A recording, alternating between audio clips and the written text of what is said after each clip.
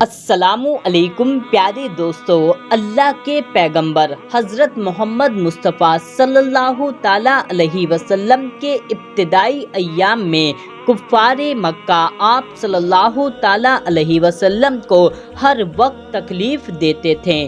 آپ کا سب سے بڑا دشمن ابو جہل تھا، جس کا نام عمر بن حسام تھا۔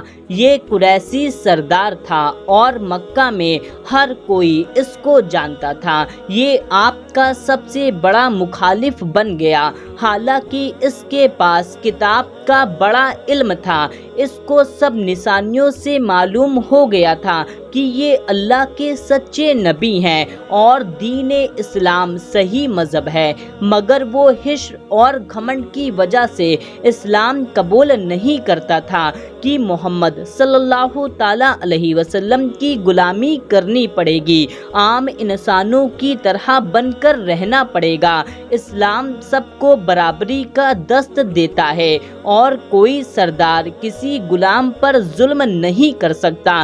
اس لیے ابو جہل کو اسلام سے بڑا خطرہ تھا کہ اگر میں نے اسلام قبول کر لیا تو میری بادشاہت ختم ہو جائے گی، میری حیثیت، میرا رتبہ ختم ہو جائے گا۔ یہ چیز اس کو ہمیشہ پریشان کرتی تھی کہ اسلام سچا مذہب ہے، میں اس کو قبول نہیں کر سکتا، کسی طرح سے اس کو پھیلنے سے روک دو۔ اس لیے وہ نبی کریم صلی اللہ تعالیٰ علیہ وسلم کو ہر موقع پر تکلیف دیا کرتا تھا۔ آپ کی پیاری بیٹی، جنت کی عورتوں کی سردار حضرت سیدہ فاطمہ رضی اللہ تعالیٰ عنہا، ایک مرتبہ آپ باہر بچوں کے ساتھ کھیل رہی تھیں۔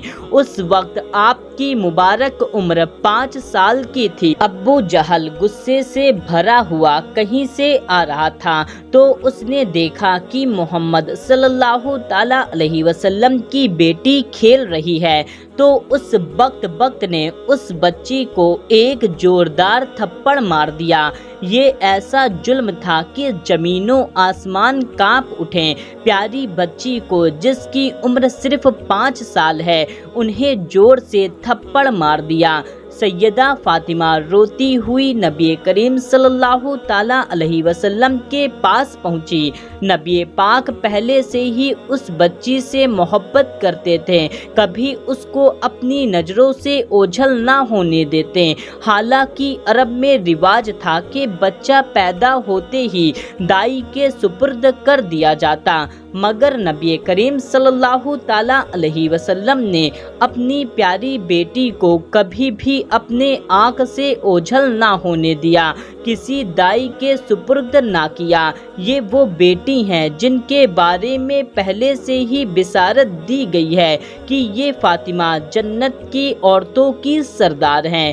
نبی کریم صلی اللہ تعالیٰ علیہ وسلم نے جب ننھی پیاری فاطمہ کو روتا ہوا دیکھا تو آپ صلی اللہ تعالیٰ علیہ وسلم کے آنکھوں میں بھی آنسو آ گئے۔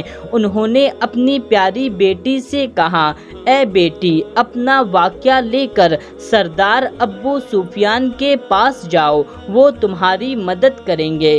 ابو سفیان ابھی مسلمان نہیں ہوئے تھے، مگر انصاف پسند تھے، بہادر، رعب اور دبدبے والے آدمی تھے۔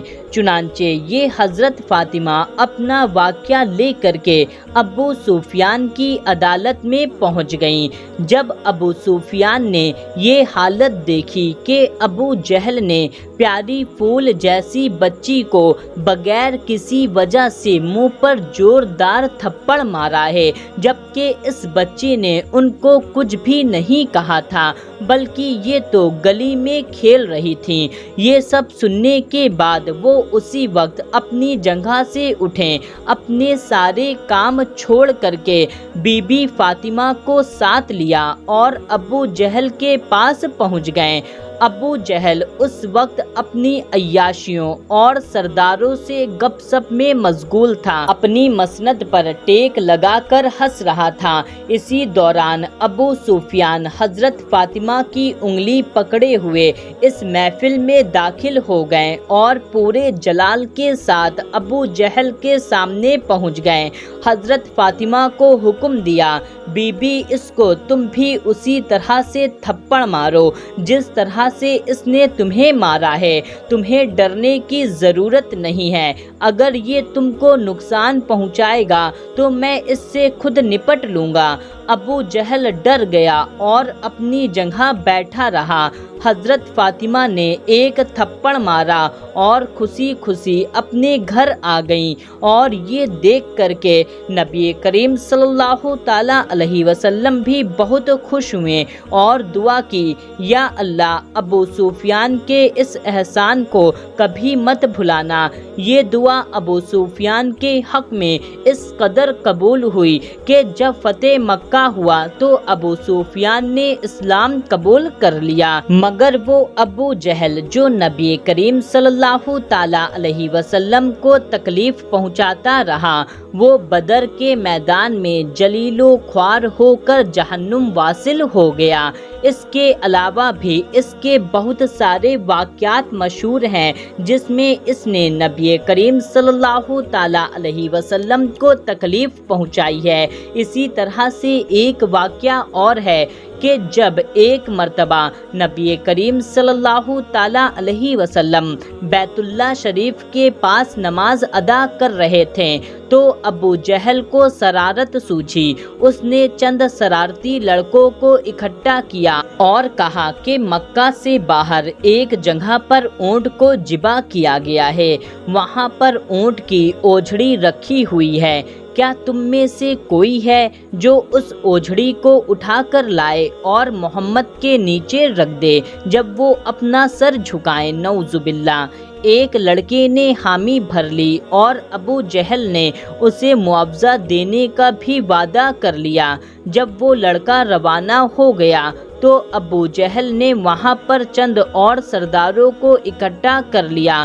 کچھ دیر کے بعد وہ لڑکا اونٹ کی اوجھڑی کو لے کر آیا اور نبی کریم صلی اللہ تعالیٰ علیہ وسلم کی پشت پر رکھ دیا۔ یہ دیکھ کر کے نبی کریم نماز میں ہی مشغول رہے اور طویل سجدے میں چلے گئے۔